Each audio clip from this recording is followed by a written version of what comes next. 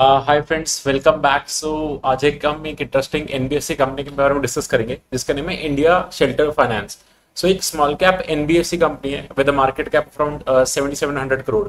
ये करते गए दो टाइप्स के लोन देते हैं। एक फर्स्ट होता है हाउसिंग लोन, जिसमें आप कंस्ट्रक्शन के लिए लोन ले सकते हो फॉर योर होम, या फिर आप जो लैंड एक्वायर कर रहे हो उसके लिए लोन ले सकते हो। एंड इनका सेकेंड प्रोडक्ट है लोन अगेंस्ट प्रॉपर्टी। तो वो बिजनेस लोन देते हैं, मतलब आपको आपका प्रॉपर्टी एज ए मॉर्गेज रखेंगे, बैंक के पास रहेगा वो, एंड देन आपको लोन देंगे अगेंस्ट इट। सो इनके दोनों जो लोन्स हैं उनका रेशियो 60:40 है, मतलब 60% housing loan and 40% loan against property. So दोनों में ये लोग क्या करते हैं, आपका प्रॉपर्टी एज ए मॉर्गेज रखेंगे तो इनका 100% जो बुक है वो सिक्योर्ड रहता है। सो इनकेस जो पर्सन जिसने लोन लिया वो डिफॉल्ट करता है, सो आपका कोलेटरल इनके पास है तो इनको रिस्क बहुत कम हो जाता है।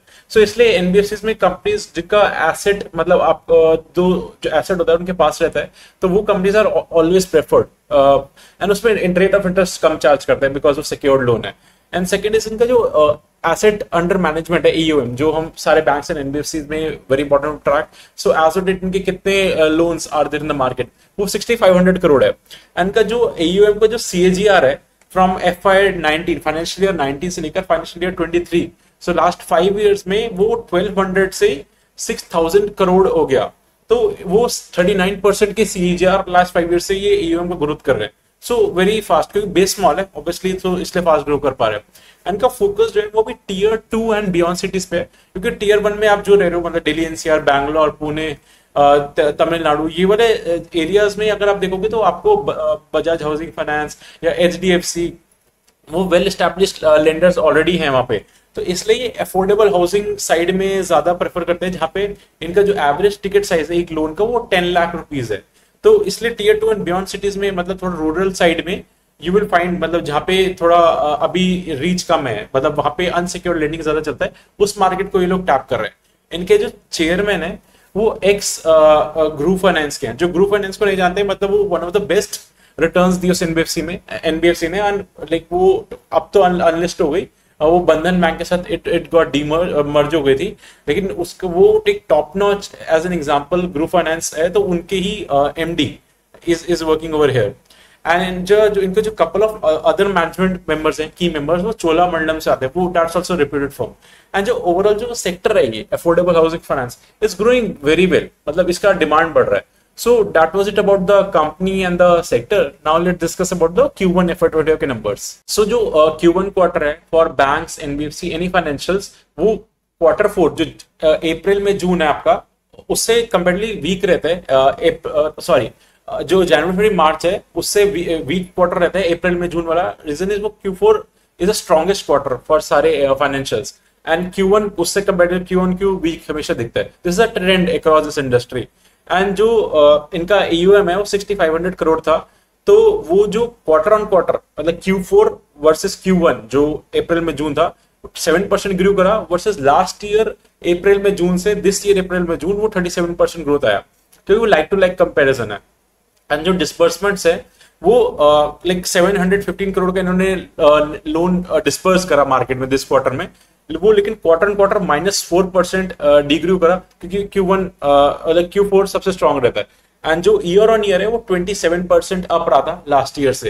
एंड जिनका प्रॉफिट आफ्टर टैक्स है one of the most important metrics सब कंपनीज में, वो 84 करोड़ था, वो 7% क्वार्टर ऑन क्वार्टर इंक्रीज करा and 77% year on year increase करा। Year on year makes much more sense.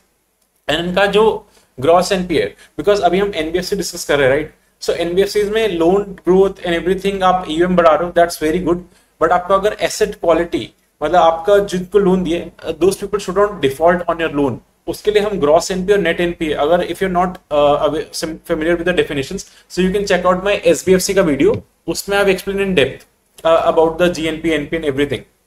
सो इनका जो जीएनपी है वो 1.1% था, Q4 में वो 1% था, 1 से 1.2% की रेंज में वेरी करता है। इट्स फाइन, मतलब 1% का ग्रॉस एनपीए, मतलब जब आपके लोग 90 डेज से जिन्होंने लोन रीपे नहीं करा, वो as a classified as GNP होते हैं। सो दैट्स समथिंग बहुत क्विक में explain, for detail you can check the video.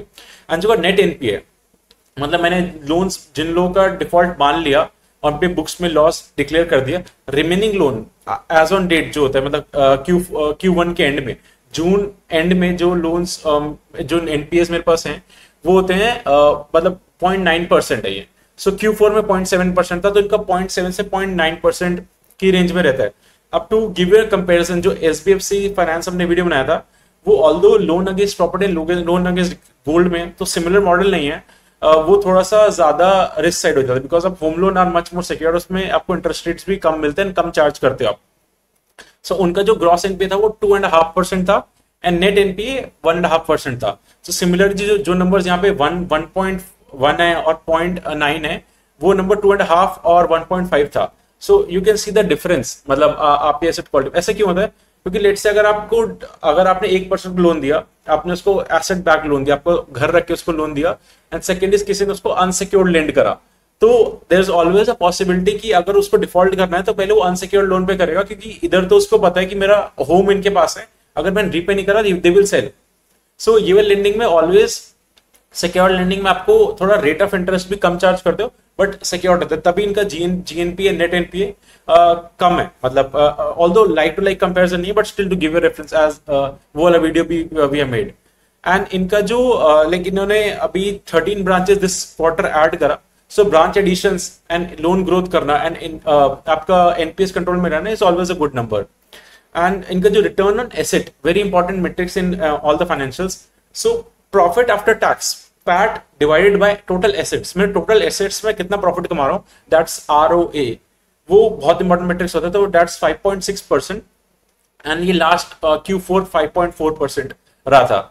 So and इनका जो बोरोइंग है, मतलब वो ये 8.89% पे बोरो करते हैं एंड लेंड करते हैं 14.9% पे करता है, मतलब 15। सो 9 एंड 15, 9 पे बोरो करा, 15 पे लेंड करा, 16% खुद अर्न करा।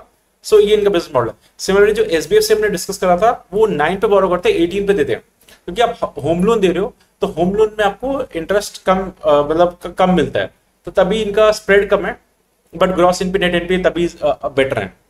एंड जो होम लोन में इनका चार्ज करते हैं वो 13.5 से 14%, एंड लोन अगेंस्ट प्रॉपर्टी में वो 15.5 से 16, क्योंकि home loan are always at a lesser rate and loan against property जब वो उससे कंपेरेटिवली ज्यादा रेट पे होता है। एंड दिस क्वार्टर इनका जो क्रेडिट रेटिंग होता है, वो केयर का जो रेटिंग है इनका A- से A+ से AA- हो गया, अपग्रेड होता है ये, मतलब तो आपका जितना ज्यादा रेटिंग होता है उतना ज्यादा आपको कॉस्ट ऑफ फंड्स आपका कम हो जाएगा, बिकॉज आप जब मार्केट से बोरो करते हो मनी, तो आपका रेटिंग देखा जाता है, how much well enough to pay, आप पे कर सकते हो, आपकी बुक्स कितनी स्ट्रांग है। So always in any financials आपका अगर रेटिंग अपग्रेड हो रहा है तो it's always good, because cost of fund सस्ता मिलेगा, तो आप अकॉर्डिंगली लेंड आपका, अगर लेट से आपको cost of funds come rate पे, आप लेंड सेम रेट पे भी कर रहे हो, तो आपका मार्जिन बढ़ जाता है, अर्निंग बढ़ जाता है। To summarize, in financials AUM growth important है, डिस्बर्समेंट ग्रोथ इंपॉर्टेंट है, हायर होना चाहिए, ग्रॉस एनपी नेट एनपी कम होना चाहिए, एंड जो आरओए है रिटर्न ऑन एसेट्स ऑलवेज ज्यादा होना चाहिए। So these are the few things आपको ट्रैक करना है। एंड इनका जो ओवरऑल नंबर्स वर गुड, बस इनका जो डिस्बर्समेंट्स है वो दिस क्वार्टर थोड़ा इंपैक्टेड था, बिकॉज अभी लाइक एवरी कंपनी में हीट वेव, इलेक्शंस, ये सब इश्यूज तो था ही, एंड स्पेसिफिकली Q4 तो स्ट्रॉन्गेस्ट क्वार्टर होता है, तो उससे कंपेयर कर रहे हैं, तो अपार्ट फ्रॉम दिस बाकी नंबर्स तो फाइन थे।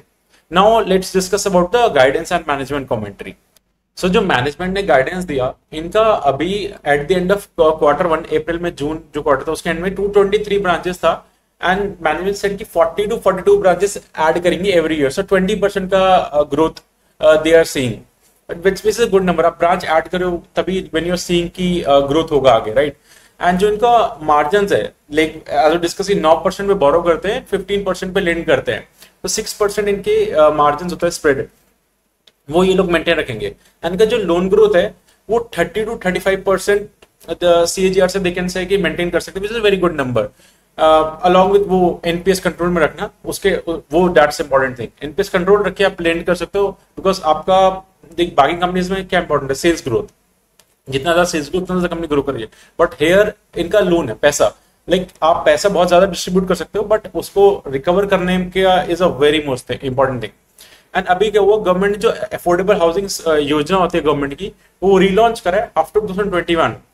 सो इसमें क्या होता है कि जो होम लोन्स है वो और अफोर्डेबल हो जाते हैं, गवर्नमेंट प्रमोट्स की जो अनडेवलप्ड एरिया में ज्यादा लोग लाइक होम घर ले पाए, तो इसलिए पूरे अफोर्डेबल हाउसिंग सेक्टर को बेनिफिट होता है इससे, that's a very good scheme.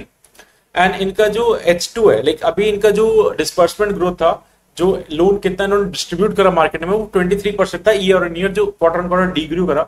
They said कि अभी दिस क्वार्टर चैलेंजेस है H2, second half of the year is always better, so they will cover up जो इनका गाइडेंस है 30% ग्रोथ का। So overall guidance is good. Now let's discuss about the valuation and summary. So जो इनका return on equity है, जो parameter हम हर company के लिए ट्रैक करते हैं फॉर शेयर होल्डर्स, कितना कंपनी पैसा जनरेट करी है, सो फॉर्मूला कहता है profit after tax divide by equity. So equity में रिजर्व एंड सरप्लस होता है। So in every video I have discussed about it. So इनका ROE था 14.3%। सो ये नंबर इंक्रीजिंग ट्रेंड में होना चाहिए। इनका जो वो लाइक लास्ट क्वार्टर में 13.9 था, उससे 14.3 हो गया। So improvement in ROE is always good. And जब आप फंड रेज करते हो, लाइक ये लिस्ट हुए थे दिसंबर में, सो जब फंड रेज करते हो तो आपका इक्विटी बेस बढ़ता है, तो इसलिए आपको वो नंबर सप्रेस करता है। एंड इवेंचुअली जब वो उस मनी को यूज करते हैं डिप्लॉय करने के लिए, ROE आपका अकॉर्डिंगली बढ़ता है। एंड उन्होंने गाइड भी करा है कि ROE लाइक नेक्स्ट 2 years में ये लोग 16% कर देंगे। कैसे करेंगे कि बैंक्स एंड NBFC जो होते हैं वो लोन मतलब मनी बोरो करके लेंड करते हैं।